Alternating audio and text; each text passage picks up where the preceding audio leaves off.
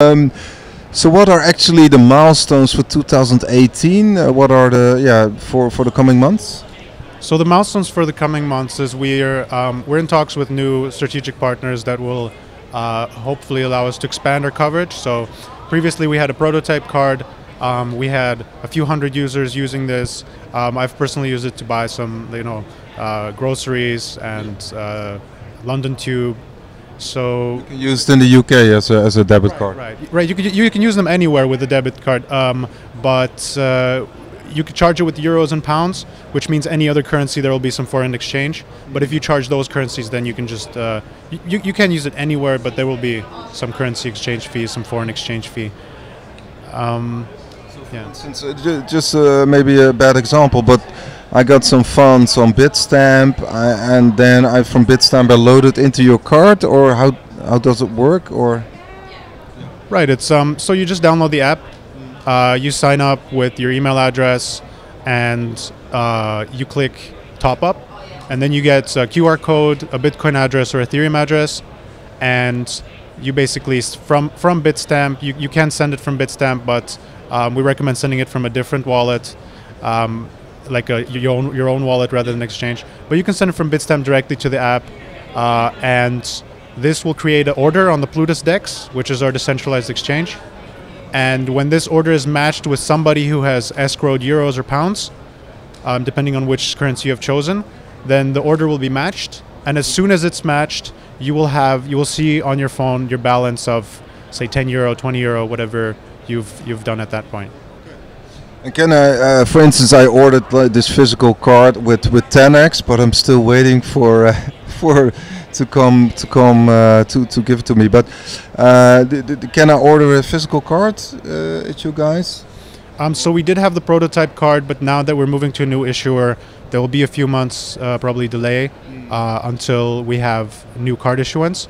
And it's a very tricky question with the card issuance. As you mentioned, others are also experiencing delays, and this is because many issuers and payment enterprises, conglomerates, they're still hesitant about Bitcoin, or they've had bad experiences with Bitcoin, and often when we manage to explain that we only move funds from escrow, and that we don't touch the cryptocurrencies, we don't store them anywhere, then this changes the perception a lot. It's just you have to get the foot in the door, and then be able to explain that okay, we're not putting Bitcoin on your card, we're not speculating with money, we're not holding it on our vault, because this is what was making them nervous essentially, is that like this company has maybe like $100 million in magic internet money on their home computer somewhere.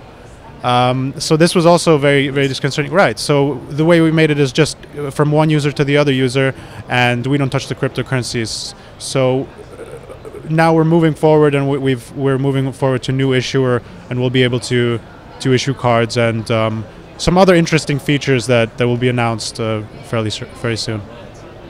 And maybe a personal question: what's actually your personal motivation to be in this space? I mean, you could be active in the other sector, but you choose the crypto space or blockchain space? Right. So I started in crypto around 2013, working for the open source project Counterparty, which was sort of like they had a dream to make financial derivatives and securities and everything on the blockchain. And this was an open source project, so it was free software. I was a big fan of Richard Stallman in the beginning, of just free software, of this idea that some Japanese pseudonym has created a system where everyone is their own bank, and they've put it on the internet for free. They've put the source code up for free, and I really watched the entire space grow. In 2014 I met Vitalik when Ethereum was still like a one-person company basically, and I just saw like there's a lot of enthusiasm, and I wanted to know why. And after I figured out why, I was already too deep to sort of leave the space, and I'm still here. Was it meeting Vitalik? I mean, he was still a startup actually.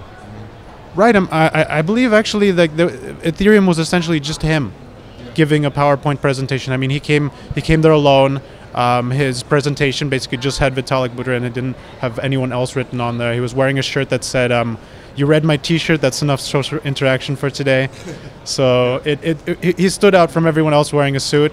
But then his presentation, like, he got a standing ovation, and it definitely stole the show. So I also bought a little bit into the Ethereum ICO. Unfortunately, sold a bit too early, but I believe in the idea, and I believe in that programmable money is, I mean, it's essentially the financial system, but you're moving it onto something like BitTorrent, something in that sort of system. Peer-to-peer. Yeah, peer-to-peer. And any other favorites, favorite projects, or for instance, we got here Dash in the hole, or? Well, interesting that you mentioned Dash. I thought Monero is pretty interesting, particularly because one of the leads, Fluffy Pony, he's just very honest about his project. He doesn't try to make himself a messiah figure. He just tells people, like, this is an experiment. Like, I'm not promising you the world. This is an experiment. We're all programming here together. And if you look at the development of Monero, they almost have as much as active development as Bitcoin. So it's one of the coins with really the most coders and the most pull requests and everything. So it's to me, it's a very interesting project. Okay, yeah. Okay, thank you very much for your time, and all the best here at Money 2020. So people just go to Plutus.it. Exactly.